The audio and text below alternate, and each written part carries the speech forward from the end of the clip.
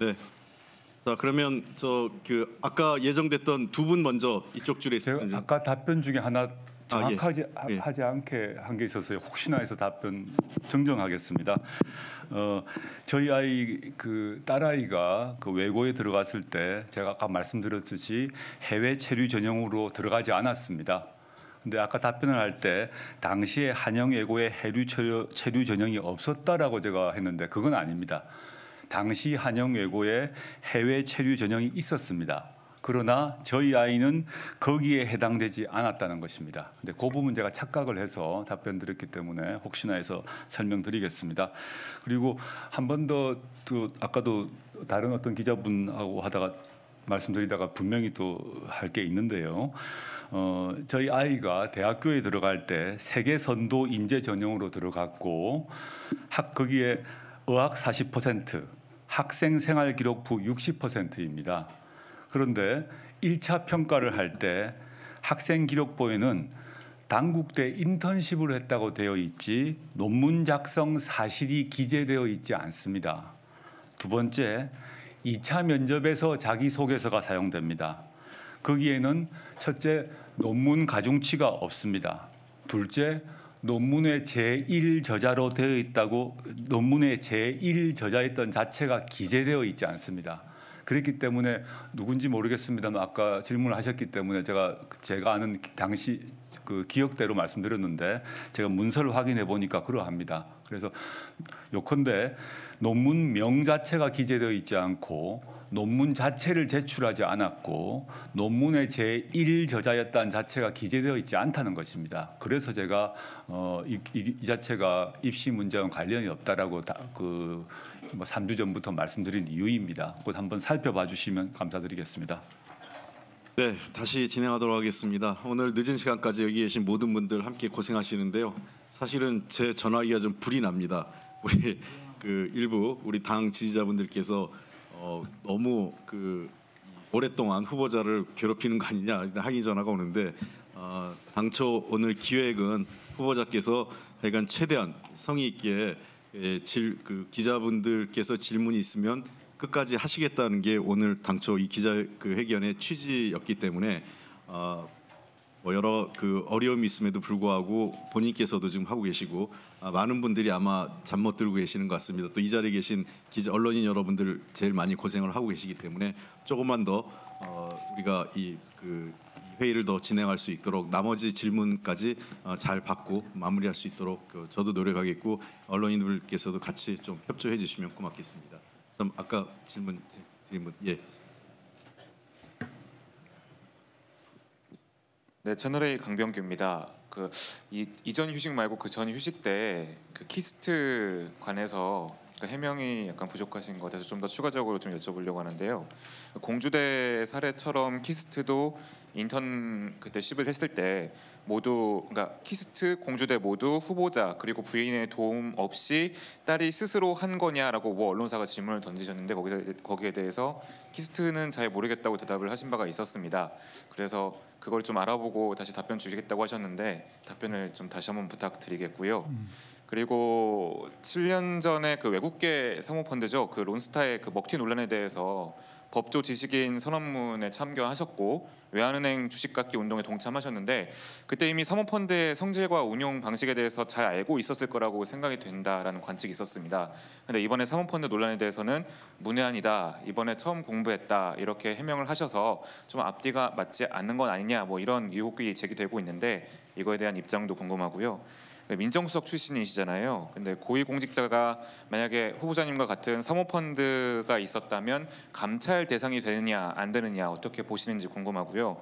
앞으로 문재인 정부의 공직자들은 사모펀드 혹은 한 사모펀드에 가족이 집중 투자해서 이제 재산을 불려도 되는 건지 이런 입장이 상당히 궁금합니다. 그리고 마지막으로 기초적인 그런 질문인데요. 웅동학원 운영 관여는 안 하셨다면서 이제 왜 이사로 오랫동안 좀 계셨었는지, 우리 이사일 때 이사회에는 몇 번 정도 참석을 하셨는지 그런 좀 팩트 자체가 궁금합니다. 예, 간단한 것부터 답드리겠습니다. 웅동학원 이사는 제가 답변을 드렸습니다만은 저희 선친께서 이사회에 가족을 선침 빼고 한 명을 추가할 수 있는 것으로 알고 있습니다. 법상. 그래서 저보고 이름을 올려들어 해서 올려뒀고 도장을 맡겼습니다. 참석은 총 계산을 해봐야 되겠습니다만은 전체 기간 중에 1년에 한 번 평균적으로 한 번을 넘지 않았을 것 같습니다. 거의 안 간 해도 있었고 한 10년 정도에서 한 초반 5년은 거의 안 가지 않았을까 생각이 드는데 기억이 잘 안 납니다. 그건 이사회 기록이 있을 것 같고요. 그 점에서 아까 말씀드렸듯이 이사로서의 일종의 성실 의무를 다하지 못한 점에 대해서는 제가 죄송합니다만은 당시 그 여건이 당시 여건이 그 운동하고 문제에 뭐 관심을 갖거나 뭐 이렇게 그 개입을 하거나 이럴 상황은 아니었다라는 점 말씀드립니다. 그 다음에 론스타 먹튀 얘기했습니다만은 뭐 이때 서명을 했을 것 같습니다. 그런데 이 서명에 제가 주도자가 아니었고 당시 제가 지식인의 진보적 지식인 그룹에서 서명을 쭉 돌리면 서명하는 정도였던 것이지 그때나 지금이나 제가 이 뭐 경영 경제 쪽은 잘 모릅니다. 지금도 그 점은 좀 양해를 해주시면 좋겠습니다. 이번 일 계기로 생각해 보게 되면 뭐 제가 지금 우리 청와대 새로운 민정수석님이 와 계신데요. 아마 제가 뭐 감나라 배나라 할 수는 없습니다만은 통상펀드 외 사모펀드의 경우는 더 엄격히 보시지 않을까 생각해 봅니다. 근데 그 제가 현재 이런 제 건으로 비판을 받고 있는 상황에서 이래라 저래라 말씀드리는 건 좀 외람되지 않을까 생각하고요. 키스트 인턴십은 제가 지금 좀 이런 상황 경황이 없어서 확인할 수 없는 좀 상황입니다. 저희 전화를 해보기도 없고 밤이라서요. 키스트에 물어볼 수도 없고 제가 아는 것은 당시에 그 좀 반복된 얘기입니다만은 당시 정부나 학교나 언론에서 다 고등학생 인턴십을 권장을 했고 저희 딸아이가 그 여러 군데 연락을 직접 하고 뭐 이메일 보내고 전화도 하고 이런 과정에서 답이 온 곳에 방문해서 했던 것입니다. 그래서 어떻게 보면 뭐 아이들 표현으로 저희 아이 표현은 뭐 가성비가 있건 없건 닥치는 대로 했다. 그러니까 오면 그냥 또 가서 하고 그렇게 하면 도움이 된다 생각하고 그렇게 해서 했다는 얘기는 제가 들었는데 상세하게 어디에 해서 뭘 했는지는 저도 사실 알지는 못합니다. 그 정도 답변 드리겠습니다. 추가 질의.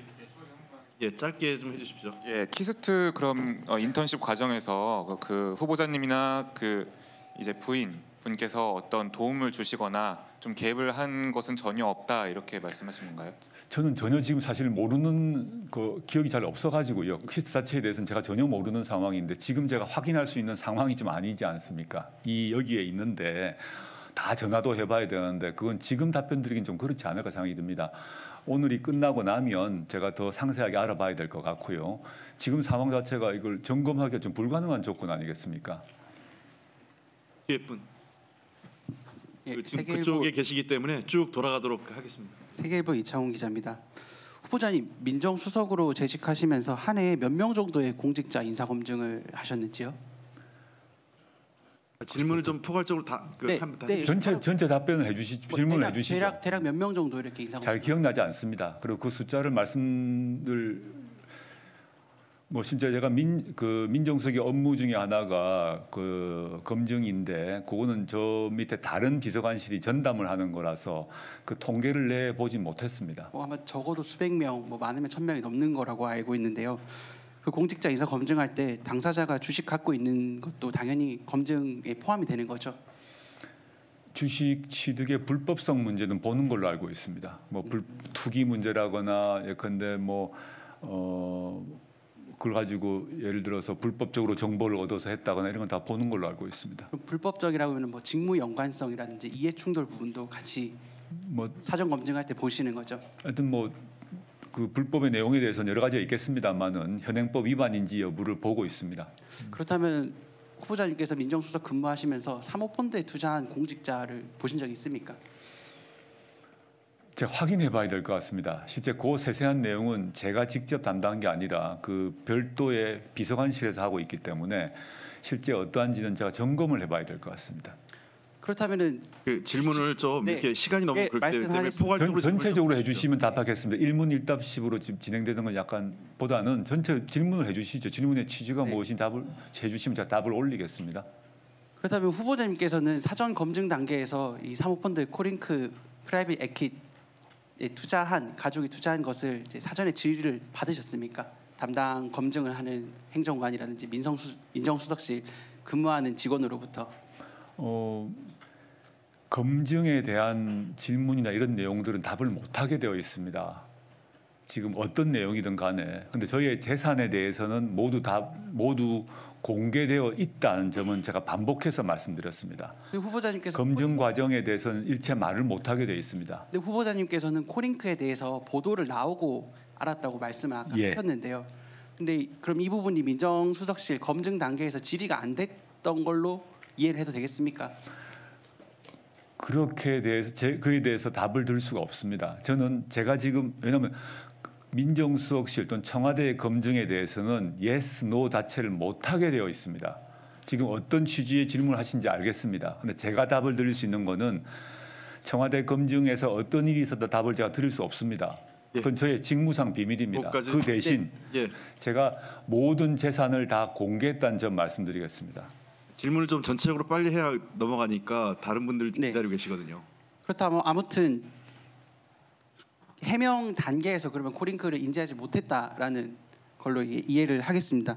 그렇다면은 그 후보자님께서 민정수석 근무하시면서 중요한 일 하나가 대통령의 친인척을 관리하는 건데요. 특히나 이제 문제가 되는 것이 항상 이제 친인척들이 대통령이라든지 아니면 그 대통령과 가까운 사람들을 사칭하거나 아니면 어떤 이름을 팔아가지고 이권에 개입하는 것을 가장 경계해야 되고 그것을 이제 감독하는 것이 민정수석실의 일이라고 생각을 하는데요. 만약 후보자님의 친척이 후보자님의 이름을 팔거나 아니면은 뭐 후보자님의 어떤 관계를 내세워가지고 어떤 이권에 개입한다면 그것 또한 하나의 어떤 권력을 남용한 문제라고도 볼 수 있는데요. 이 부분에 대해서 이런 지적에 대해서는 어떻게 생각하십니까? 그의 친인척이 그런 남용을 했다면 조사를 받아야 되고요. 그게 확인되게 되면 그에 해당하는 제재를 받아야 된다 생각합니다. 후보자님의 오촌 조카가 폴리티 그리고 이제 관련돼서 회사를 투자를 할 때 있어가지고 후보자님의 어떤 이름을 얘기를 하거나 아니면 관계를 내세웠다면 그것 또한 불법 여부를 조사를 해야 된다. 지금 수사가 진행되고 있고 아까 다른 기자 질문에 답했습니다마는 이런 얘기 드리고 싶습니다. 제가 민정수석 초기에 제 이름을 팔아서 사기 사건들이 있었습니다. 그분들 다 처벌되었거든요. 그 누구든 간에 저 이름을 팔건 대통령 이름을 팔건 뭐 비서실장을 팔건 이렇게 해서 여러 가지 행동을 보이는 사람들이 많이 있습니다. 그 경우 저희가 알았다고 할 수는 없겠죠. 그 모든 경우에 그 많은 사람들이 실제 고소 고발이 돼서 처벌되었거든요. 그렇게만 말씀드리겠습니다. 앞에 분. 예. 여기 앞에 분. 예, 저 MBC의 손병산 기자입니다. 아까 이제 만신창이가 됐다라는 이제 표현까지 쓰셨고 사실 본인은 좀 혹독한 검증을 각오했더라도 이렇게 가족까지 소용돌이에 빠질 거라는 생각을 뭐 하시기는 어려웠을 수도 있겠다 이런 생각이 드는데요.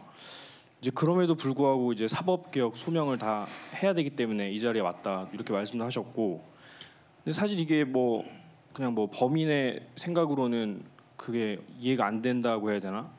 딱 와닿진 않는 측면도 있거든요. 정말 그렇게 만신창이가 되면서도 그 소명을 다 해야 되나? 좀 그 시청자나 뭐 국민이나 좀 와닿을 수 있는 그런 뭐 계기가 있었던 건지 좀 그런 게 궁금해서 좀 질문 드리겠습니다. 제가 민정수석이 되기 후는 물론이고요. 되기 전까지 학문 활동 외에 어떤 사회 활동을 했는지 한번 봐주시면 좋겠습니다. 그 활동의 연장선상에 제가 있고 제가 대학 교수가 된 이전이건 이후든 간에 쭉 20대, 30대, 40대를 거쳐 나가면서 제가 이루려고 하는 게 있지 않았겠습니까? 그걸 추구하려고 한 게 있지 않았겠습니까? 그것들의 핵심적 요체가 권력기관 개혁으로 모아집니다. 그럼 저로서는 그냥 민정수석이다 뭐 이걸 떠나서 인간 조국 저 개인으로서 제가 지금까지의 50대 중후반의 시절까지 노력해왔던 게 있지 않겠습니까? 그거는 매듭지고 싶은 것이 소박하나마 저희 하나의 어떻게 보면 제 개인적으로는 모든 걸 직위를 떠나서 개인적으로 하고 싶다라는 말씀, 그런 말씀을 드린 것입니다. 네. 그다음에 옆에 분. 이렇게 앞뒤로 이렇게 가겠습니다. 네, 저 조선일보 김혜원인데요. 아까 그 질문하신 거 연장선상인데 동생분이 그 사채로 학원 뒷산을 담보 잡혀가지고 가압류 당했는데 학교 돈이 안 나왔기 때문에 문제가 되지 않는다. 그렇다면 계속 학교 땅을 담보 잡혀서 사채를 계속 빌려도 사학 비리가 아니라고 생각하시는 건지 그 생각을 좀 묻고 싶고요.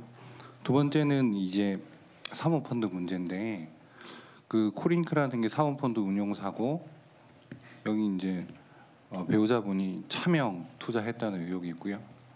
그다음에 이 블루펀드, 그다음에 이 블루펀드가 인수한 웰스 CNT라는 회사 이 세 군데가 서울시 지하철 공공 와이파이 사업에 투자를 하거나 직간접적으로 개입돼 있는데 앞으로 이제 법무부 장관이 되시면 고위공직자 친인척들이 이런 방식으로 광급 사업에 개입하는 거는 권장해야 마땅한 건지 아니면 처벌해야 마땅한 건지 아니면 그냥 내버려둬도 문제없다고 생각하시는지 거기에 대해서 좀 묻고 싶고요. 세 번째는 운동학원을 이제 공공기관이나 이런 데 좀 넘기겠다 그렇게 말씀하셨는데 그 재향운동 향인회라는 단체가 있습니다. 후보자께서도 회원이라고 하시는데 거기에서 이제 운동학원을 일가의 사유물처럼 여기는 언쟁을 중단하라면서 그거는 조 후보자 일가족 것이 아니라 원래 운동학원 운동지역으로 반환해야 된다고 성명을 발표했는데 거기에 대한 견해를 좀 듣고 싶습니다. 저는 단 한 번도 운동학원이 사유물이라고 얘기한 적 없습니다. 아까도 저희 집안 것이 아닙니다. 이사회 학원 것입니다. 그 점을 제가 다시 한번 말씀드리고 사회 환원한다는 얘기는 알아서 하겠다는 소유물이라서 하겠다는 것이 아니라 그 환원하겠다는 저희 어머님의 입장문을 한번 보시면 좋겠습니다. 이사회와 교육청의 결정에 따라서 법적 절차를 맞춰서 하겠다는 것입니다. 그 더도 덜도 아니란 점 제가 반복해서 말씀드리고요. 지금 사모펀드 관련해서 차명 투자가 이루어졌다라고 하는데 그거는 아마 그런 의심을 가지고 말씀하시는 것 같은데 그거는 뭐 수사를 통해서 밝혀지리라고 보고요. 언론 보도에서 나왔던 그 무슨 W 무슨 회사를 통해서 서울시에 와이파이 했다는 보도를 봤는데 저는 듣도 보도 못한 얘기입니다. 만약 지금 말씀대로 이것이 진실이라면 수사를 통해서 밝혀져야 될 것이고 진실이라면 이것이 이제 부당한 개입이라면 처벌돼야 되겠죠. 그 간단한 거라 생각합니다. 근데 저는 이 W 무슨 말씀하신 그 회사 자체도 이번 과정에서 알게 되었던 것이고 제 처 역시 마찬가지로 알고 있습니다. 서울시 와이파이 사업이라는 것은 역시 제가 금시초문의 일입니다. 그다음에 하나 남은 질문은 제 동생이 그 돈을 빌린 것 같은 경우는 자신의 채권을 담보받아서 돈을 빌린 것입니다. 물론 그 자체에 대해서 비난이 있을 수 있겠습니다만 갑자기 아무것도 없는 데서 담보를 받은 게 아니라 자신이 했던 공사 대금을 받지 못했고 그 채권을 담보로 돈을 빌린 것이라는 점 그건 아마 확인하실 수 있을 것입니다. 그 아까 설명하셨을 때 학교 재산은 가압류 잡히거나 그 채권은 크게 활용할 수 있는 여지가 없다고 하셨는데 동생분께서는 그 채권을 가지고 실제로 학교 땅을 담보 잡혔습니다. 연이자 100% 사채업자한테 학교 뒷산이 담보 잡혔는데 그럼 이건 문제 없다고 보시는지 거기에 대해서 있다 없다 정확하게 좀 견해를 좀 듣고 싶고요. 두 번째는 코링크 부분인데 거기에 대해서는 뭐 수사를 통해서 밝혀져야 되는 건 당연한 것인데 이제 질문 요지는 이것이 이제 고위공직자 그 친인척들이 이런 사모펀드나 그 투자사를 통해서 광급공사에 개입하는 것 자체에 대해서 권장해야 되는 건지 아니면 이걸 그냥 내버려둬도 무방하다고 생각을 하시는 건지 그 부분 광급공사에 고위공직자의 친인척이 개입하는 것을 누가 무방하다고 생각하겠습니까? 지금 기자님의 질문은 제가 그 상호펀드를 통해서 지금 무슨 서울시 와이파이라는 광급공사에 개입했다는 전제하에서 또는 가정하에서 질문하시는 것 같습니다. 전혀 아닙니다. 고위공직자가 자신이나 친인척을 통해서 광급공사에 개입하게 되면 제재를 받아야죠. 그건 제가 다시 한번 말씀드리고요. 동생 문제 같은 경우는 지금 여러 번 뱅글뱅글 도는 도돌이 질문이 되고 있는 것 같습니다. 제 동생이 채권을 가지고 있었고 그 채권을 자신의 채권을 가지고 돈을 빌렸다는 것을 말씀드리는 것이지 그 자체를 더 결과적으로 학교에 부담이 된다는 것을 알고 있습니다. 그게 하나하나의 법률적인 걸 떠나서 그렇기 때문에 저희 선친께서 돌아가시기 전에 아까 전체 자산을 정리를 해서 학교에 부담을 주지 않고 전체 빚을 정리하려고 했던 것입니다. 이게 지금 그 동생이 그 자신의 채권을 담보를 받아서 돈을 빌리고 이 과정 자체에 대해서 논란이 있을 수 있다. 지금 비판적 의견을 말씀하시고 계시는데요. 어떤 취지인지는 알겠습니다. 근데 그 당시 상황이 불법적인 권능에 기초해서 뭘 빌린 게 아니라 자신의 채권을 가지고 그걸 가지고 했다는 것이고요. 이게 그 학교 재산의 실제 결과적으로 보시면 확인하겠습니다만 학교에 실제 물건 돈 등에 사라졌다거나 돈이 빠져나갔다거나 그건 없다는 건 아마 아시고 계실 것입니다. 그리고 제 동생도 지금 그 논란이 있고 실제 집행 불가능한 채권이지만 그 채권을 다 포기하겠다. 학교가 나중에 어디를 가든 간에 행사하지 않겠다는 점 분명히 얘기를 했고 저도 저희 집안의 장남으로도 제 동생의 친형으로 이 문제를 분명히 마무리 짓도록 하겠습니다. 그런 일이 없도록 하겠습니다. 저희 동생의 채권 때문에 학교 재단이 웅동학원이 재산상 피해를 입지 않도록 제가 책임지고 이 처리 절차를 진행하도록 하겠습니다. 그건 제가 장관이 되건 말건 관계없는 일입니다.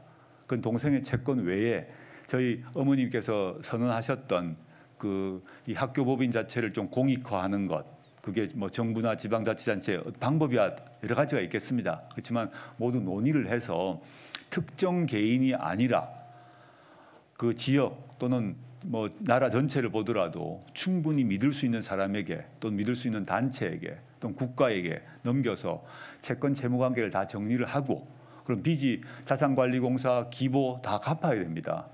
시간이 걸리더라도 그 정리를 하고 근데 저희 동생 채권은 정리를 주지 않게 되겠죠. 포기를 했으니까요. 그리고 그럼 일부 남아있는 재산을 가지고 또 학교에 좋은 일에 쓰고 이렇게 하도록 제가 책임지고 처리를 하겠습니다. 그 점 좀 선의를 이해해 주시면 감사드리겠습니다. 앞에 분 네. 그것도 한번 제가 살펴보겠습니다. 그 상세한 재산 관계 문제 제가 꼼꼼히 한번 보겠습니다. 저도 지금 이번 과정에서 그런 수많은 서류를 보게 되었는데 그 역시 제가 점검을 해보겠습니다. 그 포함해서 말씀드린 것입니다. 네, 앞에 분 질문. 예, 저 한국일보 이현주 기자인데요. 그 따님이 부산대 의전원에 재학하면서 받으신 장학금 중 그 김영란법이 시행된 2016년 9월 이후부터 받은 장학금은 공직자의 자녀가 받은 것이기 때문에 김영란법 위반 소지가 있다라는 의혹 제기가 있습니다. 근데 두 가지 측면에서 얘기가 되고 있는데 일단 금액 측면에서 그 직무와 상관이 없더라도 회당 100만 원 이상 그리고 연간 총 300만 원 이상이면 김영란법 위반의 소지가 있다라는 지적이 있고요. 그리고 공직자의 자녀가 받은 장학금이라고 하더라도 그 부모가 자녀의 교육비를 책임지고 있거나 특정 공직자를 지정해서 장학금을 주는 경우 공직자가 장학금을 직접 받은 거라고 간주할 수 있다라는 권익위의 해석이 있었습니다. 그래서 후보자님이 따님이 부산대 의전원에서 언제부터 장학금을 지급받기 시작했는지 정확히 언제 인지를 하셨는지 구체적으로 좀 궁금하고요. 이에 대한 적절성을 따져보셨는지 그리고 주무부처인 권익위의 적절성 여부를 문의하신 적이 있으신지 궁금합니다. 권익위에 문의한 적은 없습니다. 지금 기자님이 질문하셨던 거 관련해서 아마 그게 소방관 관련 장학금으로 생각이 드는데요. 그 권익위 결정은 무엇인가 하면 소방관만 받을 수 있도록 만든 그 장학금이 문제가 있다라는 결정입니다. 이 경우하고는 적용 사례가 아닙니다. 그건 제가 한번 그 언론 보도가 있었기 때문에 제가 확인해봤는데요. 그건 아니라고 보고 있고요. 그 다음에 지금 이제 그 김영란법상으로 보더라도 그 장학금을 주신 그 교수님과 저 사이에 일체의 대가성이 없습니다. 대가성이 있다면 그거는 김영란법을 넘어서는 문제입니다. 그거는 그리고 그 장학금을 주는 과정에서 불법이 없으면 부산대 의전원 자체 조사를 통해서 확인을 했습니다. 만약에 이 기자님의 논리에 따르게 되게 되면 모든 고위공직자의 자식들은 장학금을 받으면 안 됩니다. 그건 없는 거, 그건 아닌 것입니다. 제가 받은 시점은 사실 정확히 기억을 못합니다. 저희는 아이 등록금 문제나 뭐 등에서 이제 제가 기억을 하는 것은 얘가 두 번째 이제 시점이 좀 불분명한데요. 저도 그 문제에 별로 신경을 쓰지 않았기 때문에 유급을 받고 두 번째 유급을 받을 때쯤에 제가 알게 된 건 같아요. 근데 시기는 정확하지 않습니다. 그게 제가 크게 신경을 쓰지 않은 사안이었기 때문에 아이가 이제 집에서 떨어져 살고 있고 뭐 돈 보내달라면 돈 보내주고 다시 독립적 생활을 하고 있었기 때문에 상세한 얘기를 그렇게 나누지는 않고 집에 살고 있지는 않습니다. 그래서 기억은 언제 제가 그걸 알았는지는 저희 아이한테 물어보든지 해야 되는데 받았을 초기부터 한 기억은 전혀 사실 없고 후기 정도의 두 번째 유급 시점에 무슨 얘기를 들은 것 같긴 합니다만 좀 불분명합니다. 그건 제가 한번 점검을 해보겠습니다.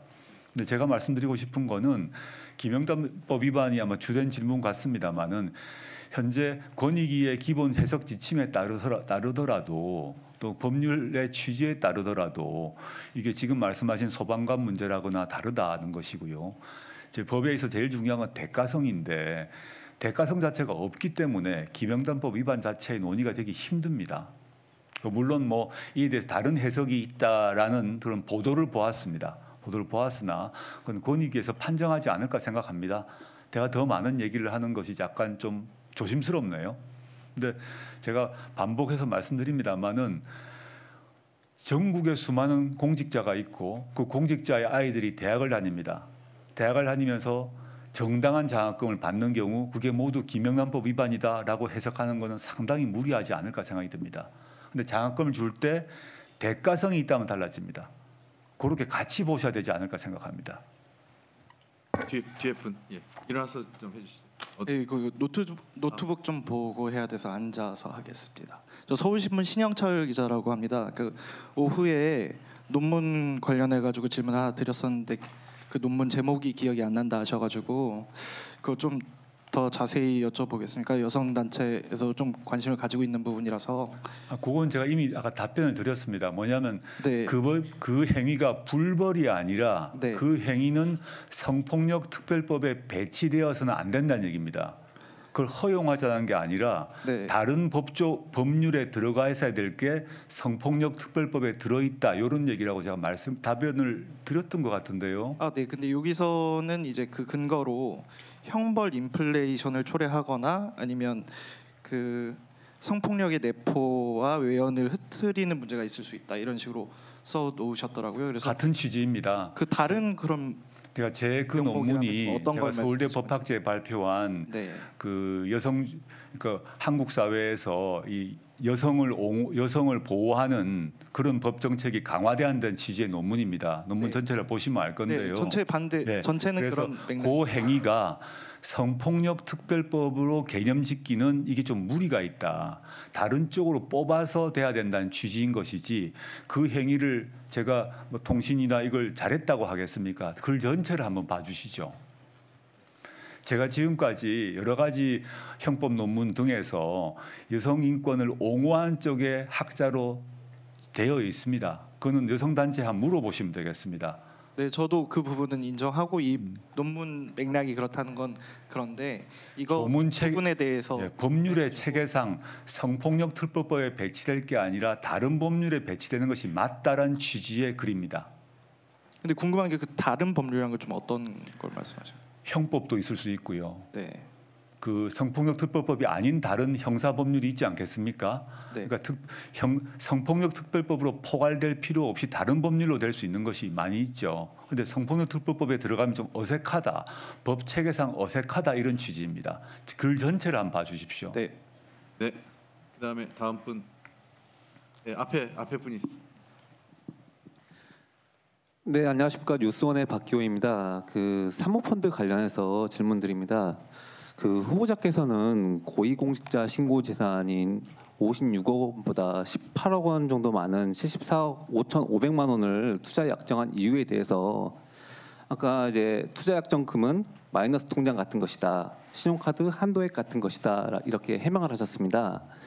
근데 전 재산보다 많은 금액을 한 번에 약정한 것, 그리고 1년에 그 한 번 정도밖에 안 보는 5천 조카의 그 얘기를 듣고 투자한 것은 좀 비상식적인 투자다, 그리고 투자 세계에서는 볼 수 없다라는 이제 전문가들의 의견들이 있더라고요. 그리고 또 10억이면 10억이고 20억이면 20억이지 굳이 왜 74억 5,500만 원인지, 뭐 금액을 그렇게 설정한 이유가 있으신지, 그리고 혹시 이유가 있다면 어떤 이유, 어떤 뭐 좀 어떤 목적이 있으신지 궁금하고요. 그리고 질문 하나 더 드리면, 그 문재인 대통령께서는 취임사에서 통합 대통령을 약속을 하셨습니다. 근데 후보자님 지명 이후에 대한민국은 어떻게 보면 더욱 좀 분열 양상을 보이고 있는 것 같은데요. 그 이성보다는 좀 감정, 그리고 진실보다는 진영 논리가 우선시되는 기류를 보이고 있는 상황에 대해서 사법개혁을 위해서 국회의 협조가 절실한 후보자님 입장에서 좀 어떻게 보시는지 궁금합니다. 첫 번째 질문 제가 한 10번 이상 답을 드린 것 같습니다. 제가 죄송합니다만은 시간 관계상 정말 10번 이상 답을 드려서 똑같은 말씀 드릴 수밖에 없기 때문에 양해해 주시고요. 두 번째 질문 답변 드리겠습니다. 통합 대통령을 약속하셨고 문재인 대통령님은 통합 대통령이 되기 위해서 지금도 노력하고 있다고 생각합니다. 그 마음 전 변하지 않았다고 생각하고 있습니다. 근데 한국 정치의 특수성상 항상 지금 오늘도 마찬가지입니다만은 예컨대 인사청문회만 하더라도 법대로 기일 따라 하면 되는 거 아닙니까? 근데 그렇지 않게 법과 관계없이 정치적 쟁투가 벌어지고 있는 게 우리 정치의 현실이고, 또 대통령께서도 그런 점에 매우 안타까워하고 계신다라는, 그렇게 저는 알고 있습니다. 그 정도 답변 드리겠습니다. 예, 제가 조금 부연 설명드리면 그 후보자 입장에서, 그러니까 질문하시는 기자님 입장에서는 한 분 두 분이겠지만 답변하시는 이 후보자 입장에서는 한 10번 뭐 넘게 지금 비슷한 답변을 하니까 그런 걸 좀 감안해 주셨으면 고맙겠습니다. 질문하시면서. 네, 그 어느 분이죠? 네, 예, 조선일보 김동아 기자입니다. 그 민정수석으로 계셨을 때 그 야당에서는 이제 인사 문제를 많이 거론을 했었는데요. 뭐 인사 참사라는 비판도 하기도 했었는데, 어떻게 보면 정치 공세일 수 있는데 오늘 후보자의 답변을 듣다 보면 민정수석 될 당시에 그 주식 투자가 문제가 될 소지가 있어서 펀드로 전환을 했는데, 그것이 이제 관보에 게재된 것도 이제 뭐 코링크라는 것도 알지 못했다고 이야기를 하셨고, 또 어떤 부분에서는 뭐 경제 경영 이 부분은 잘 모른다고 하셨는데, 그 동안에 어떤 그 야당에서 이제 2년 가까이 뭐 문제 제기했던 그 인사 검증 문제가 오늘 이렇게 어떻게 보면 그 인사 검증이 제대로 됐는지 의구심을 들게 할 수 있는 발언들이 나왔는데요. 본인의 어떤 그 후보자께서 2년여간의 그 민정수석으로 계실 때 그 본인 스스로를 평가하신다면 특히 검증 문제에서 어떻게 점수를 좀 주시겠습니까? 예, 민정수석실이 또 민정수석이 여러 가지 업무가 있는데 그 중에 하나가 인사검증인 건 사실입니다. 뭐 매일매일 뭐 수십 명의 인사검증을 해야 되는 게 사실입니다. 물론 그 관련해서 기자님께서 질문하셨던 것처럼 제가 뭐 사모펀드란 것도 제대로 모르고 있고 이건 사실입니다. 근데 이제 검증은 제가 개인이 하는 게 아닙니다. 각 정부 부처에서 가장 엘리트 공무원들이 파견되어 와서 뭐 금감원까지 포함한 것입니다. 거기서 검증을 해서 적법 합법 여부를 판단하고 저는 최종 보고서를 받습니다. 그래서 제가 증권이나 뭐 주식이나 세금 모릅니다. 제가 세무 전문가 아니거든요. 예를 들어서 세무에 대해서 거의 모릅니다. 뭐 무슨 각종 신고하는 것도 제가 몰라서 그냥 맡겨버립니다. 여러 가지 뭐 부가세 가치세, 뭐 종소세 신고할 때 제가 방법을 잘 몰라서 세무사에게 맡기거나 이렇게 맡기거든요. 그렇다고 해서 제가 그 업무를 하지 못하는 것은 아닙니다. 왜냐하면 제 검증팀에는 국세청의 최고의 요원들이 와 있습니다. 또 그 증권 문제 같은 경우는 금감원의 최고 요원이 와 있고 그들의 분석과 판단을 저는 믿습니다. 안 그러면 제가 모든 사안에서의 최고의 전문가가 될 수가 없기 때문입니다. 뭐 모든 조직이 안 그렇겠습니까? 어느 조직의 조직의 대표자가 그 부하 직원들의 모든 업무를 다 알 수가 없죠. 저는 그런 점에서 세금이라거나 뭐 경영을 잘 모르지만 민정수석실은 그 분야의 최고의 전문가들이 와 있고 그 결론에 기초해서 이 보고를 했던 것입니다. 그렇게 이해해 주시면 좋지 않을까 생각이 들고 듭니다. 네. 네. 한국일보 정지훈 기자인데요. 저 외람되지만 자녀 장학금 문제 한 번만 더 여쭤보고 싶은데 정확히 언제 그 부산대 장학금을 받았다는 따님께서 부산대 장학금을 받았는지를 정확하게 언제 인지하게 되셨는지 한 번만 더 기억을 더듬어 주셨으면 좋겠고요.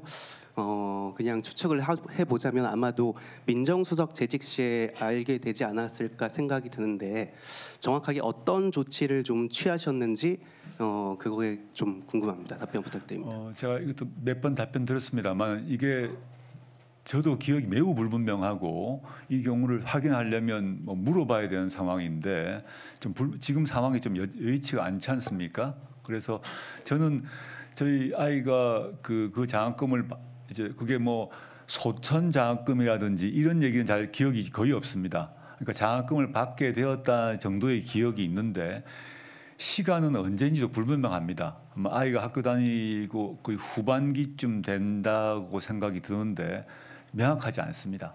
지금 그게 뭐 큰 중요한 쟁점도 아닌데 그건 내가 나중에 따로 확인을 해보겠습니다. 그게 이제 좀 쟁점이 되는 게 아시겠지만은 이거에 대한 이제 청년층의 관심들이 좀 있거든요. 네네. 그게 이제 후보자가 되신 이후로 굉장히 초기에 이 문제가 불거졌는데 지금까지 확인을 안 하셨다라는 게 사실 좀 살짝 이해가 되지 않는 부분이 있어서 좀 여쭤본 거고 다시 한번 여쭤보는 게 이게 민정수석 당시에 인지하셨는지 그게 아니면은 최근에 인지하셨는지 혹시 그것만이라도 좀 기억이 나시는지 좀 궁금합니다. 사실 상세한 내용은 이번에 사실 다 알게 됐습니다. 언제 받았고 뭐 언제 얼마고 이 자체는 이번에 다 알게 되었고 그 몇 번 얼마란 것은 이번 2, 3주 사이에 다 알게 되었습니다. 근데 그 전에도 장학금을 받는다는 얘기는 들었는데 그 시기가 매우 불분명합니다. 제가 뭐 아까 말씀드렸습니다. 저희 아이가 독립되어 살고 있고 그런 문제에 대해서 시시콜콜 미주알고주알 저한테 뭐 얘기한 사이가 아니기 때문에 독립된 생활을 사실상 하고 있거든요. 그래서 제가 그걸 물어본 적도 없고 그렇습니다. 네, 다음 분. 예, 일어나서 누구시? 안녕하십니까. 머니투데이 한지연 기자라고 합니다. 후보자께서 답변 과정에 경영이나 경제를 잘 모른다고 거듭 말씀하시는데요. 그런데 상법 주무부처인 법무부 장관 후보자께서 쉽게 하실 수 있는 표현인지에 대한 의문이 좀 드는데요. 이 점에 대한 후보자님 생각을 좀 여쭙니다. 그리고 두 번째 질문 드리겠는데 지금까지는 후보자께 드리는 구체적인 질문이 많았는데 또 후보자께서 국민께 전하고 싶은 비전이 있다고 생각이 드는데요. 후보자께서 생각하시는 이 시대, 이 사회의 공정과 정의는 무엇인지 좀 정의해 주셨으면 감사하겠습니다. 예, 첫 번째 질문도 제가 몇 번 답변을 드린 것 같습니다. 제가 상법 전문가 아닙니다. 그렇지만 마찬가지로 박상기 장관님도 상법 전공 아니십니다. 그렇지만 상법 주무 부서인 법무부를 운영할 수 있습니다. 상사법무과가 있거든요. 상사법무과 같은 경우는 그게 또 최고의 엘리트 상법 전문가들이 와서 운영하고 있고 그에 대해서 논의를 이해할 정도의 능력은 됩니다. 제 전공은 형법이지만 상법이든 민법이든 기본 사안에 대해서는 이해할 수 있을 정도가 되고 또 공부를 하면 또 충분히 이것이 어느 것이 옳고 어느 것이 맞다는 알 수 있을 정도의 지적 능력은 된다 정도만 말씀드리겠습니다. 두 번째, 우리 시대의 비전 관련해서 공정과 정의의 비전 말씀하신 것 같습니다. 사실 공정과 정의가 동전의 양면이라고 저는 생각을 하고 있습니다. 이거는 제 스스로 생각해 보았을 때 지금 제가 이렇게 비판을 받고 있고 또 제 가족이 비판을 받고 있는 문제도 이 공정의 문제라고 생각합니다. 제가 여러 번 말씀드렸습니다만은 제가 지금까지 추구해왔던 여러 가지 가치가 있었는데 그 가치가 저의 아이에 대해서는 또 저희 가족에 대해서는 불철저했던 게 아닌가라는 반성하고 있습니다. 그리고 그걸 바꾸기 위해서는 저 개인의 노력이란 거 외에 법과 제도의 변화 이런 것들을 좀 꾀해 보려고 합니다. 제가 저의 말을 저의 글을 그대로 온전히 삶에 구현시키지 못했다는 점 제 한계를 인정합니다. 그 점에 있어서 제가 안이하고 불철저했다라고 생각합니다. 그걸 더 알기 때문에 오히려 어떻게 하면 법과 제도를 더 게임의 룰 아니겠습니까? 법과 제도란 건 게임의 룰인데 그 게임의 룰을 어떻게 바꾸면 더 공정하게 될 수 있을까 고민하고 있습니다. 다음 매일일보 박숙현입니다. 후보자님 민정수석 시절 그 질문입니다. 그 김태우 전 수사관 폭로 관련해서 지난해 마지막 날에 운영이 출석하셔서 비행위자의 일방적인 왜곡 주장이고 정치적으로 이용되고 있다고 하셨는데 지금 김 전 수사관이 후보자님을 직무유기 등 혐의로 이제 고발한 것으로 알고 있습니다. 근데 이것과 관련해서 아직 검찰로부터 서면 조사나 이런 것들을 받지 않은 상태로 알고 있는데요. 우선 그 유 부시장 감찰 무마 의혹 관련해서 다시 한번 아직도 같은 입장이신지 궁금하고요. 그리고 또 이제 적극적으로 수사에는 임하고 계신 건지 궁금하고 또 만약에 법무장관이 되시면 고발건에 대해서 칼날이 좀 더뎌질 거다라는 우려가 있는데 이에 대해 어떤 입장인지 궁금하고요. 또 하나는 아까 오후 질문에서 그 공정위 그 가습기 살균제 진상규명 의혹 적폐청산 진상규명 관련해서 이제 그 민정수석이 지시를 할 수 없다고 하셨는데 그럼 지시는 아니고 혹시 그 김상조 위원장으로부터 관련해서 혹시 보고는 받으셨는지 보고 내용이 있는지 궁금합니다. 민정수석이 공정위원장으로부터 보고를 받는 자체가 어불성설입니다. 공정위원장님은 국무위원이시고요. 저는 그 차관급 공직자인데 제가 공정위원장님으로부터 무슨 보고를 받겠습니까? 그건 김상조 위원장님에 대한 김상조 위원장님의 명예의 문제인 것 같습니다. 저는 김상조 위원장님을 존경하는 이제 후배고 제가 김상조 위원장님께 아까도 막 지시한 적도 없고 따라서 보고받은 적이 없습니다. 그건 아마 따로 한번 김상조 위원장님께 물어보셔야 될 것 같고요. 김태우 수사관 당시 저희 때는 행정요원이었는데요. 그 폭로에 대해서는 어떤 게 진실인지 대부분 검찰 자체의 조사를 통해서 확인되었고요. 두 번째 자체 그 행정조사입니다. 이미 징계가 내려졌고 또 검찰 자체의 판단에 의해서 기소가 이루어졌습니다. 그의 수많은 보도가 당시에 있었습니다. 그 보도에서 또는 저 밑에 있는 여러 비서관들이 관련되어서 불법적인 일을 했다라고 많이 주장을 한 걸로 되어 있는데 그 검찰 자체의 조사와 검찰 자체의 수사에 의해서 지금 사실상 결론이 나 있지 않습니까? 그걸 못 믿으신다면 문무일 총장과 윤석열 총장께 여쭤보셔야 될 것 같습니다. 네, 앞에 예, 저 조선비즈 박현익 기자입니다. 아까 이제 따님의 이제 출생 신고를 선친께서 아이를 학교를 빨리 보내려고 신고하셨다 이렇게 말씀해 주셨잖아요. 근데 그 출생 신고한 곳이 부산인지 서울인지 이게 궁금하고요. 그리고 또 다른 질문은 이제 그 91년 기준으로 이제 호적법을 보면은 그 신고 의무자가 이제 혼인 중 출생자의 신고는 부 또는 모가 이를 하여야 한다 규정이 되어 있는데 그때 이제 후보자님이나 아니면은 그 후보자 부인께서 하신 게 아니라 어떻게 선친께서 하셨는지 그게 궁금합니다. 그리고 또 아까 충분한 답변이 안 된 것 같아서 다시 여쭤보는데요. 91년 호적법 기준으로 이제 출생 신고서를 낼 때 출생 증명서를 내야 되는데 이 출생 증명서는 이제 그 의사, 조산사, 기타 분만에 관여한 자가 출생 증명서를 첨부해야 한다 이렇게 돼 있는데 그때 그 출생 증명서랑 출생 신고서랑 일치해야지 이제 91년 2월로 이제 가족관계 등록이 되는데 어떻게 그게 잘못된 출생 증명서가 작성된 건지 그게 궁금합니다. 제가 아까도 기자님께 답변 드렸습니다만 저희 아이는 9월에 태어났고 아이를 받은 의사님이 계시고 종합병원에서 태어났고 종합병원 기록이 있습니다. 왜 이 문제에 그렇게 관심을 가지신지 잘 모르겠습니다만은 당시 선진께서 돌아가신 선친께서 왜 그 이유에 대해서는 제가 말씀드렸고 어떻게 그런 기록 신고를 했는지는 잘 모르겠습니다. 제가 모르는 걸 어떻게 알겠습니까?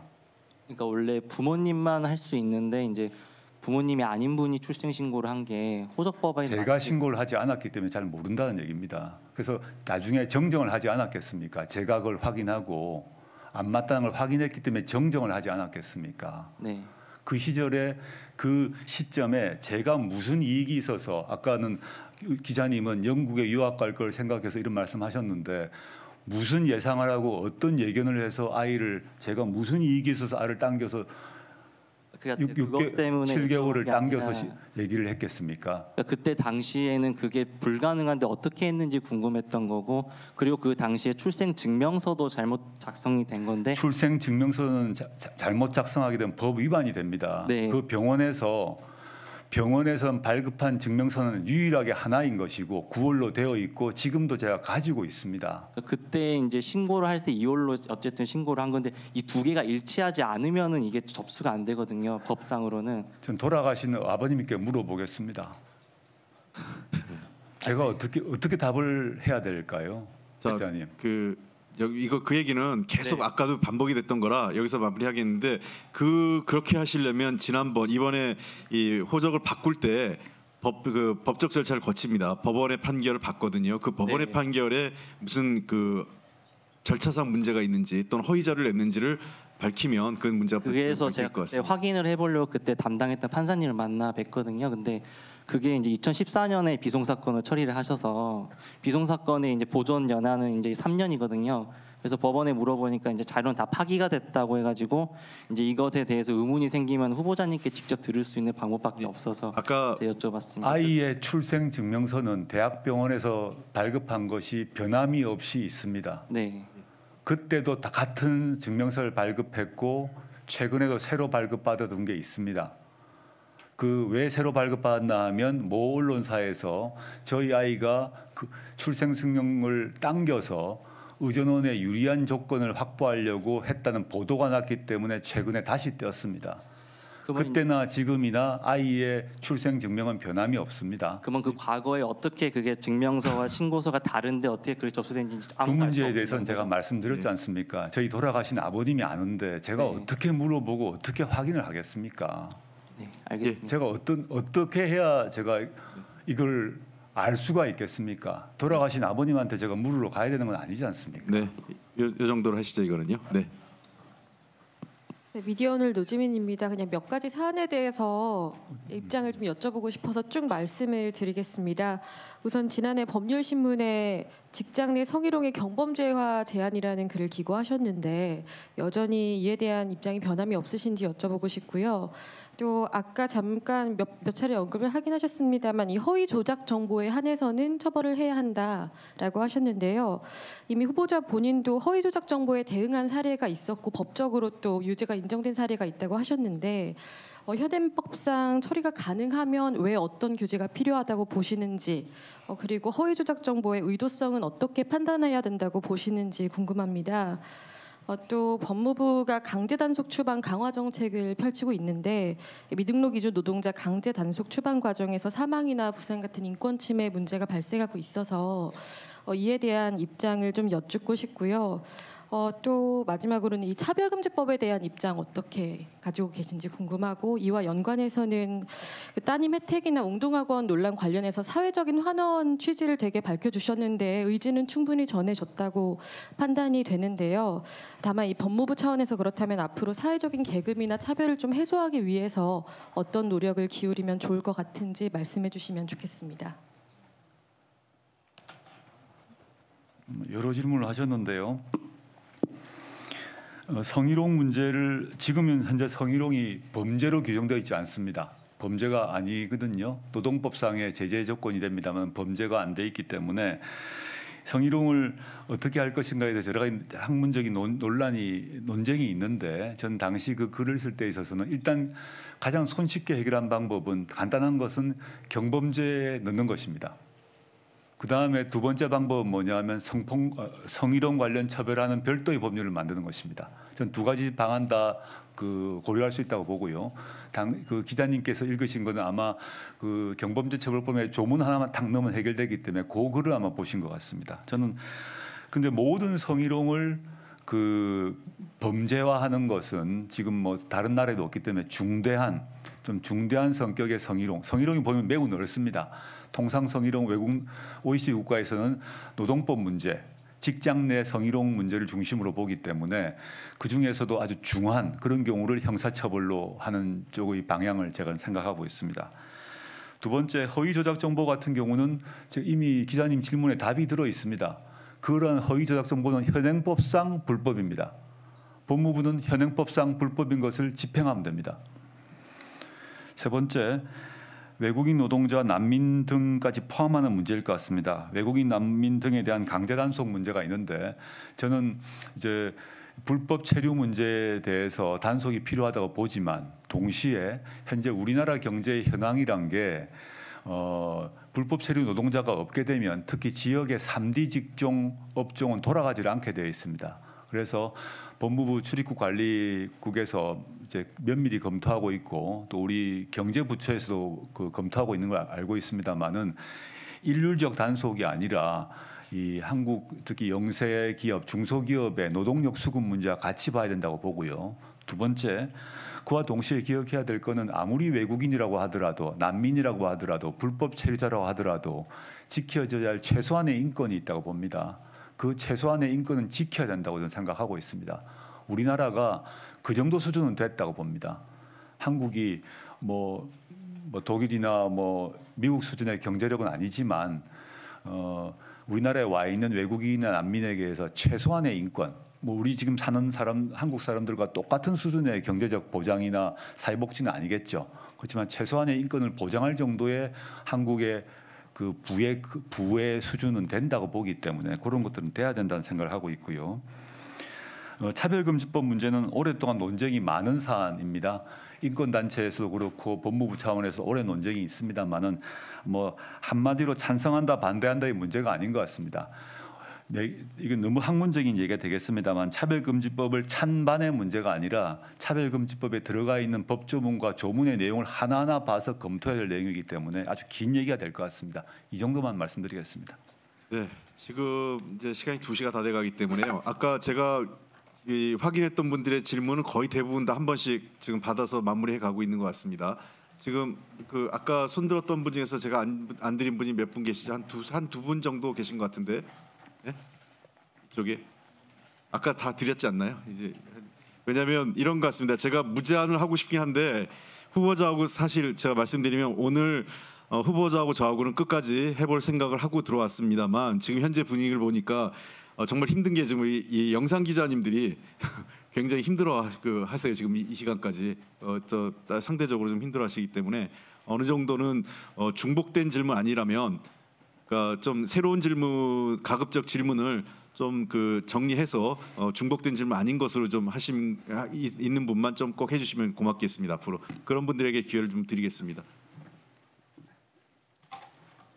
네, 이제 후보자님께서 저 서울경제 방진혁입니다. 후보자님께서 이제 기자들이 많이 여쭤본 따님과 관련된 의혹이랑 웅동학원 배임 혐의 의혹 관련된 의혹 그리고 이제 사모펀드 관련된 의혹 이제 3개 의혹에 대해서 상당 부분 이제 모른다고 좀 답변을 하셔서 이 부분은 이제 제 한계일 수도 있지만 제 생각엔 증인이나 추가 자료가 좀 더 필요한 것 같아서 제 손은 떠난 것 같고 후보님께 여쭤보고 싶은 건 개인적으로 문재인 대통령께서 최근에 90년대생이 온다라는 책을 주변 사람들에게 선물한 걸로 알고 있는데 저는 이제 90년생으로서 이제 시작점에 있는 90년대생으로서 후보님의 그 예전에 그 개구리 가재 말에 대해서 사실 저는 이제 그거를 아름다운 개천을 갖고 나가자는 후보자님의 말씀에 공감을 했는데 실제로 이번 사태를 겪으면서 물론 이제 위법적인 부분은 앞으로 더 다뤄줘야 하겠지만 20, 30대 90년대생들한테 좀 하고 싶은 말이 있다면 한번 부탁드립니다. 예, 뭐 저희 아이가 이제 90년대생입니다. 아까 말씀하셨던 개구리 가재 같은 경우는 많은 뭐 제 원래 취지와 관계없이 많이 비판을 받고 있는 것으로 알고 있습니다. 그 제도, 그 글의 그 트윗, 그 글의 요체는 제도를 바꿔야 된다는 것입니다. 제도를 바꾸지 않게 되면 그 기존 제도 안에서 서로 치열한 경쟁을 할 수밖에 없는 게 우리 인간사다. 그러니까 제도를 바꾸면 그 제도 내에서는 다른 게임의 룰이 적용되고 경쟁이 완화될 것이다. 이런 취지의 그 당시 글이었다는 걸 좀 양해를 부탁드립니다. 네, 그와 별도로 저희 이제 90년대생이 온다. 전 이제 책을 선물은 받았으면 읽지 못했는데요. 저 세대, 제가 속한 세대와 90년대생이 속한 세대의 상황이 다른 것 같습니다. 제가 20대 같은 경우는 당시 저의 가장 큰 걱정과 불안은 언제 잡혀가서 고문당하지 않을까 이거였습니다. 친구들이 죽어나가고 다치고 이런 것들을 수도 없이 보고 살았습니다. 그것이 아마 저의 공포와 불안의 큰 사안이었던 것 같습니다. 실제 그런 일이 발생했기 때문이죠. 또 그 상황에서 뭐 고문이나 이런 가혹행위로 죽임을 당하지 않으면 스스로 분신을 통해서 죽음을 택하는 사람도 있었던 시대였습니다. 지금은 사실은 뭐 상상할 수 없는 일이죠. 수사기관에 가서 고문당하는 걸 누가 상상을 하겠습니까? 90년대생이 그걸 감수를 하겠습니까? 근데 저는 그 시대 때 그런 시대를 감내하고 살았고 이런 시대를 끝장내야겠다라는 생각으로 살았습니다. 그런데 제가 놓쳤던 것은 제가 오후에도 그런 뭐 고백 아닌 고백을 했습니다마는 그런 시대를 끝장내야겠다 생각하고 저 나름 열심히 노력했고 그런 시대가 왔습니다. 우리의 모두 입은 자유로워졌습니다. 그런데 그 와중에 입은 자유로워졌지만 지금의 20대, 30대 같은 경우는 입은 자유로워졌고 개성도 만발하고 하지만 직장 문제가 불안하고 주거 문제도 불안하고 결혼 문제도 불안합니다. 저희 세대는 정치적 억압이 혹독했지만 당시에 대학 졸업하면 직장은 거의 100% 수준의 완전 취업이었습니다. 지금은 꿈 같은 시대 얘기죠. 그때는 취업하면 죽을 때까지 직장이 보장되었습니다. 이 역시 지금은 꿈 같은 얘기입니다. 그리고 결혼하고 대학 졸업하면 여성들은 대학 졸업하고 거의 다 바로 결혼을 했습니다. 남성들도 군대 갔다 오면 바로 결혼하고 조금 시간 지나면 전세 끼고 집 샀습니다. 극도의 폭압적인 정치 권력 하에서였지만 당시 우리나라 경제가 급속히 성장하고 대졸자가 많지 않았기 때문에 그 대학을 졸업한 경우에 있어서는 아주 안정적 직장을 가졌던 것이죠. 지금은 전혀 다른 세상이 왔고 그건 IMF 이후라고 생각합니다. 제가 뭐 길게 그런 말씀드립니다만은 그런 IMF 이후에 이런 상황에 대해서 저를 포함한 저희 세대가 책임이 있다고 생각합니다. 저희 후배분들에게 이런 치열한 경쟁을 이런 사회를 남겨둔 것에 대해서 너무 미안합니다. 네. 예, 그런 차원에서 저는 이제 마지막으로 후보님께 그 모른다고 하지 마시고 아까도 사실 그 98년도에 영국에 가서 같이 살았다고 말씀을 하셨거든요. 근데 이제 그게 말실수가 아니라면 그게 지금 다 녹음이 돼 있고 자료도 다 나와 있어요.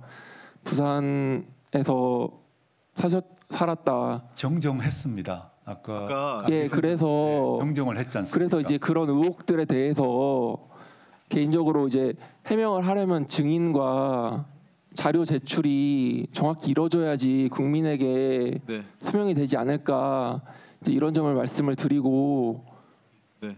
만약에 후보님께서 정말 세상을 바꾸고 싶다면 가족분들의 프라이버시를 존중하는 방법은 여러 가지로 있으니까 증인 출석과 자료 요구를 성실하게 하셨으면 하는 바람입니다. 저는 국회 청문회가 열렸더라면 모두 이미 자료를 다 제출했을 것이고요. 가족의 문제는 제가 누누이 말씀드렸습니다마는 통상의 우리 OECD 국가 수준의 국가에서 인사청문회에 있어서 가족을 부르는 경우는 없다고 알고 있습니다. 제가 다 감당하겠습니다. 네, 다시 한번 그 아쉬움을 말씀드립니다만 오늘 이 자리가 청문회 자리가 아니라 아쉽게도 그 국회에서 법적으로 보장된 청문회 자리였으면 좀 더 심도 있는 증인과 자료 제출이 이루어졌음에도 불구하고 그렇지 못하고 기자간담회란 그 제한된 형식으로 이루어지는 것에 대한 이해를 처음부터 저희가 말씀을 드렸고요. 그리고 대체로 지금 그 질문을 거의 한 2번 이상 많은 분 한 3번 4번씩 하신 분들 계시고 지금 중간에 아마 제가 보기엔 조금 늦게 밤늦게 이 자리에 들어오신 것 같은데요.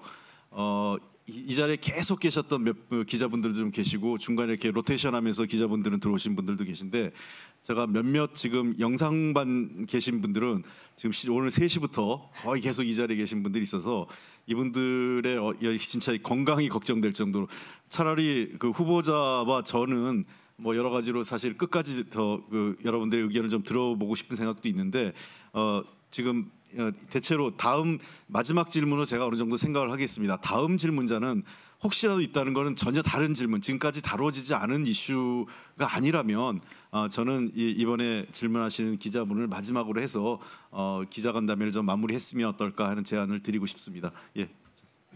예.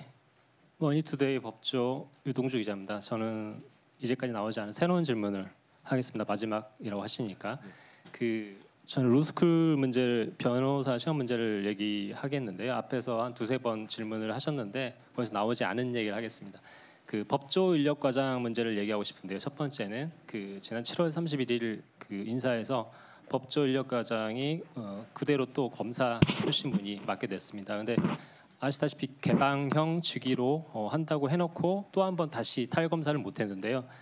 제 개인적인 생각일 수도 있지만 로스쿨 쪽에서도 마찬가지로 지금 이 자리가 또 어떻게 보면 공직자 이해 충돌 문제를 하루 종일 얘기를 했는데 그 법조 인력 과장이 검사라면 공직자 이해 충돌이 될 수밖에 없다고 생각합니다. 왜냐하면 장래에는 정관 출신의 변호사가 되니까요. 그리고 뭐 일선 그 실무 과장 정도가 변호사 시험 합격률에 무슨 소용이 있겠냐고 생각하시는 분들도 있지만 조국 후보자님도 잘 아시겠지만 실제로는 법조 인력 과장이 하는 일이 상당히 많고 변시 관리 위해서도 간사 역할을 하면서 그 자료를 준비하는 게 과장이고 그래서 방향성을 합격률 방향성을 정하는 것을 로스쿨 쪽에서는 잘 알고 있습니다.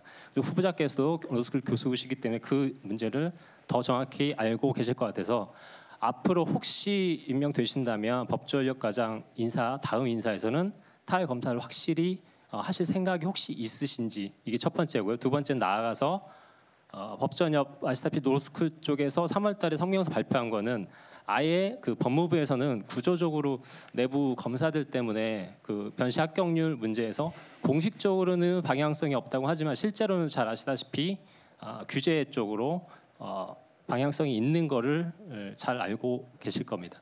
그래서 그 3월달 법전협 성명서 취지와 같이 혹시 법조인 양성 제도가 바뀌었는데 바뀌지 않은 거는 법무부에서 그대로 사시에 이어서 변시를 관리하는 거에 그게 바뀌지 않은 거라고 저는 생각하는데 혹시 그 후보자께서 장관이 되시면 그 변시 관리를 아예 교육부로 이관하라는 교육부 법학교육위원회로 이관하라는 그 법전협의 3월달 성명서 취지에 대해서 어떻게 생각하시는지 두 가지 여쭤보고 싶습니다.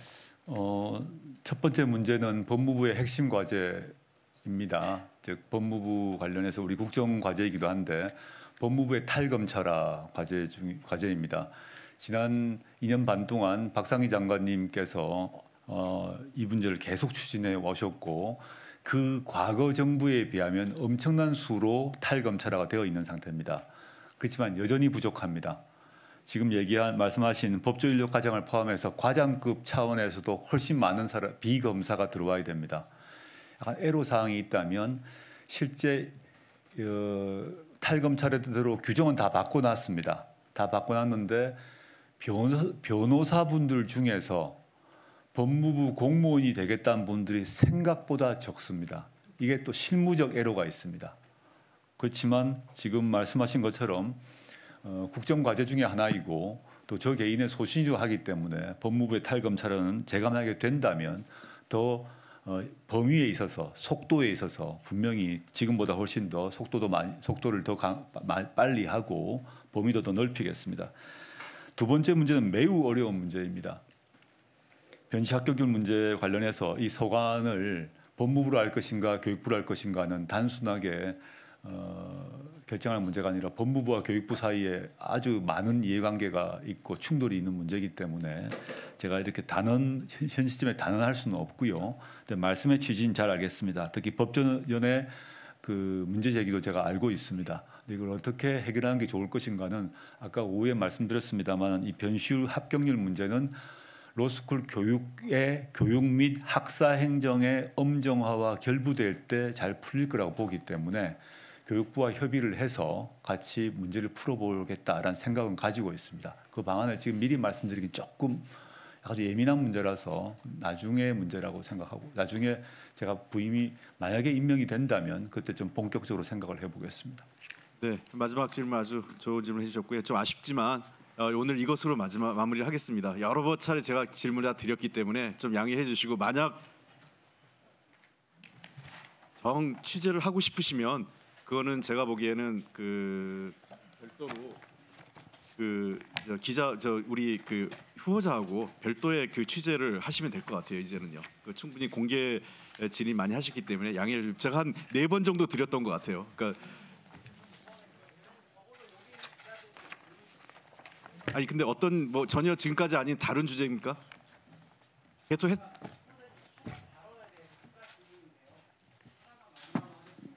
자 그러면 한 가지만 질문 마이크를 드리는데 정말 마지막 질문을 생각하시고 그 질문을 포괄적으로 질문을 다 해주세요. 답변을 할 수 있게. 세계일보 이창훈 기자입니다. 늦은 시간까지 이렇게 성실히 답변해 주셔서 감사합니다. 아까 제가 그 사모펀드 이제 보유한 현황을 이제 보유한 내역을 민정수석에서 이제 사전 검증 단계에서 이제 질문을 했냐 여부에서 그 답을 할 수 없다고 말씀하셨는데요. 그렇다면 두 가지 경우로 좁혀지는 것 같습니다. 하나는 사전 검증에서 해당 질문이 있었지만 이제 후보자 본인께서 코링크 보도 나왔다고 얘기한 것이 이제 거짓말이 되는 거고요. 아니라면 민정수석실에서 질문을 안 했다면 이거는 민정수석실에서 이제 부실 검증을 한 것이라고밖에 볼 수 없을 것 같은데 혹시 뭐 제가 말한 이 두 가지 조건에 아니면 다른 경우가 있는 겁니까? 제가 아까도 답변을 드렸습니다. 민정수석실 내부의 검증 업무는 예스건 노건 답을 못하게 되어 있다는 것입니다. 그게 민정수석실의 기본 규칙인데 기자님이 둘 중에 하나를 택하라고 답을 하라 그러면 제가 그걸 저의 서약을 어기게 되는 것입니다. 제가 말씀드렸지 않습니까? 저는 저의 재산을 한 번도 숨긴 적이 없다라는 말씀을 제가 드렸습니다. 예, 알겠습니다. 감사합니다. 그리고 저 하나 이거는 기자로서가 아니라 이제 뭐 2030 세대가 왜 분노하는지 후보자님께서 잘 모르시는 것 같아가지고 한 마디만 더 말씀드리겠습니다. 아까도 이제 뭐 가제 얘기 나왔는데요. 그 트위터 잠깐 읽겠습니다. 2012년 3월 2일에 쓰신 트위터입니다. 우리들 개천에서 용랏다류의 일화를 좋아한다. 그러나 부익부 빈익빈이 심화되고 10대 94회가 되면서 개천에서 용이 날 수 있는 확률은 극히 줄었다. 모두가 용이 될 수 없으며 또한 그럴 필요도 없다. 더 중요한 것은 용이 되어 구름 위로 날아오르지 않아도 개천에서 붕어, 개구리, 가재로 살아도 행복한 세상을 만드는 것이다. 하늘의 구름 쳐다보며 출혈 경쟁하지 말고 예쁘고 따뜻한 개천 만드는 데 힘을 쏟자. 이때 2012년 3월 2일 쓰셨던 트위터 글 시점에 혹시 따님은 어디 계셨습니까? 한번 확인해 보겠습니다. 따님이 고려대학교 재학 중이셨는데. 네, 지금 그 더 살기 좋은 개천을 만들지 못했다는 점 반성하고 있고요. 그 또 말씀하신 취지대로 아까 취지도 제가 몇 번 그에 대한 답도 드렸습니다만은 제가 저 아이 문제에 대해서 불철저했다는 점 말씀드리겠습니다. 네. 뭘요? 예. 예. 다 받았지 않습니까? 예.